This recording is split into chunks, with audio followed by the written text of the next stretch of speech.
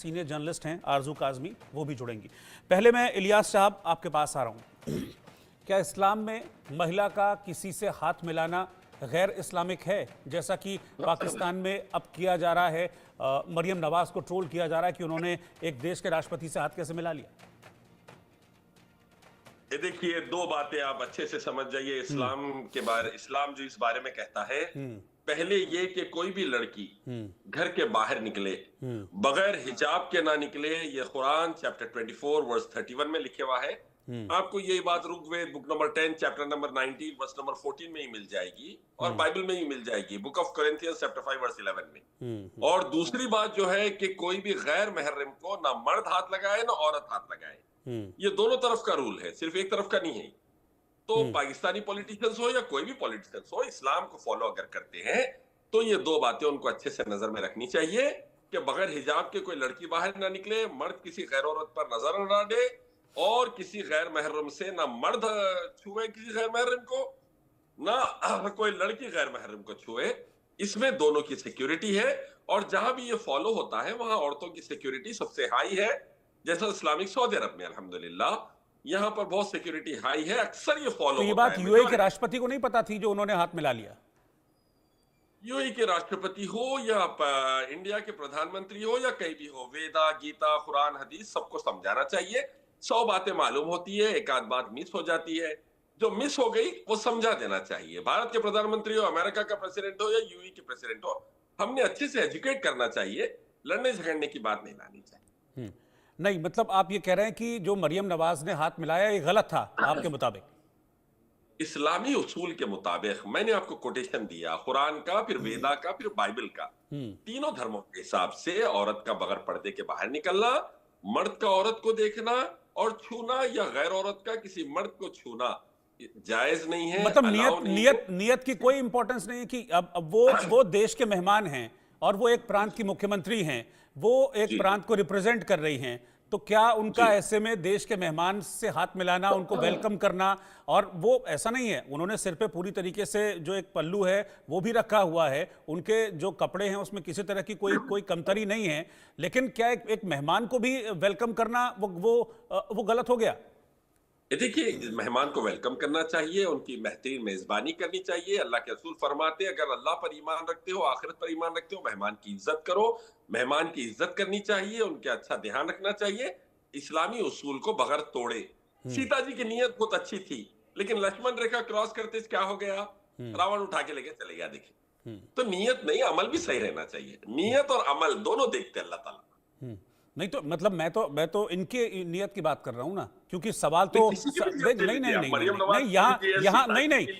यहाँ troll UAE के राष्ट्रपति को नहीं किया जा रहा है, यहाँ उनको ट्रोल नहीं किया जा रहा है, यहाँ ट्रोल किया जा रहा है मरियम नवाज को, उनको ट्रोल नहीं किया जा रहा है। जो भी गलत करे है हमें एजुकेट करना चाहिए, ट्रोल नहीं।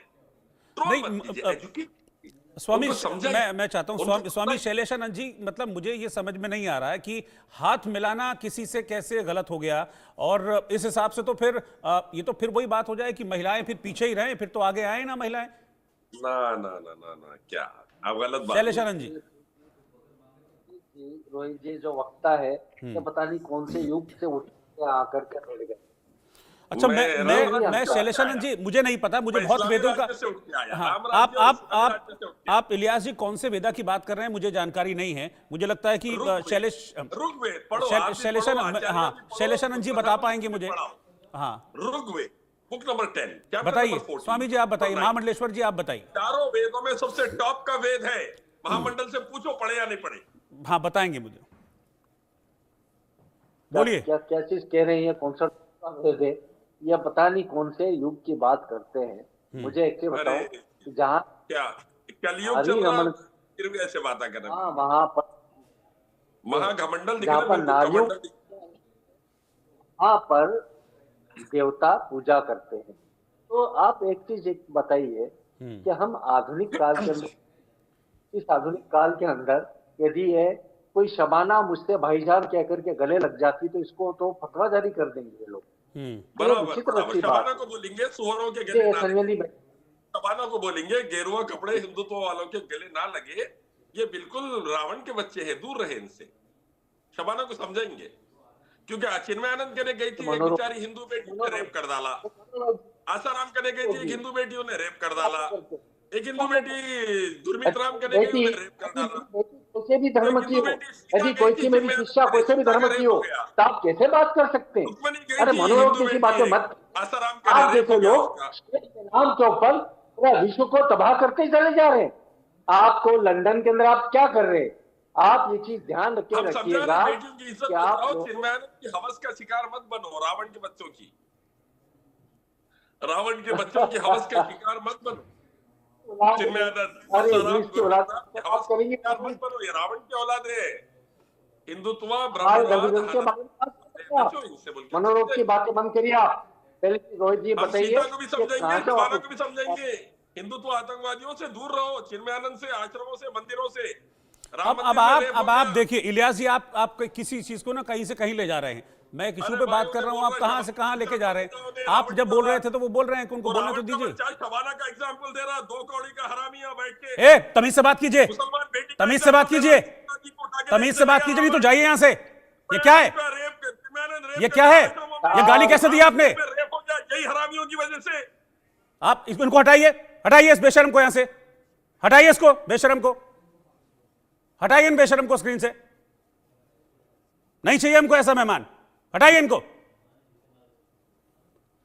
स्वामी शैलेशानंद गिरी, मैं माफी चाहूंगा, ये मेरे बस के बाहर था कि मुझे नहीं पता था कि इस तरह के शब्दों का इस्तेमाल करेंगे। मैं तहे दिल से आपसे माफी चाहता हूं, लेकिन आप अपनी बात पूरी कीजिए।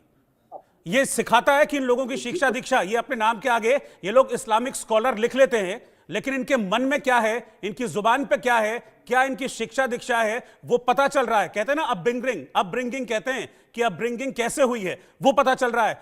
खाली कह देने से, इस्लामिक स्कॉलर लिख देने से कुछ नहीं हो जाता है। ये पता चल रहा है कि कैसे पालन पोषण हुआ है, कैसे अपब्रिंगिंग हुई है। बोलिए आप। रोहित जी, मैं सदैव से कहता आया हूं कि नाउज़ो बिल्लाहि मिन ज़ालिक, यानी तू एक, तेरे सिवा कोई और नहीं। अहम एको असली, यानी ईश्वर का एक होना, मैं निरंतर उससे बात करता है। पर जब बात आती है समाजवाद की, सामाजिक स्तर के ऊपर रहने की, तो मैं कहता हूं कि भाई पड़ोसी मुल्क के अंदर निरंतर रूप से आक्रांताओं का राज रहा है, निरंतर रूप से लोकतंत्र के खिलाफ बात करते रहे। फिर हम पढ़े लिखे रूप में बात करें तो आज सरल सी बात है कि यदि कोई बच्ची शबाना है या सीता है या कोई भी हो,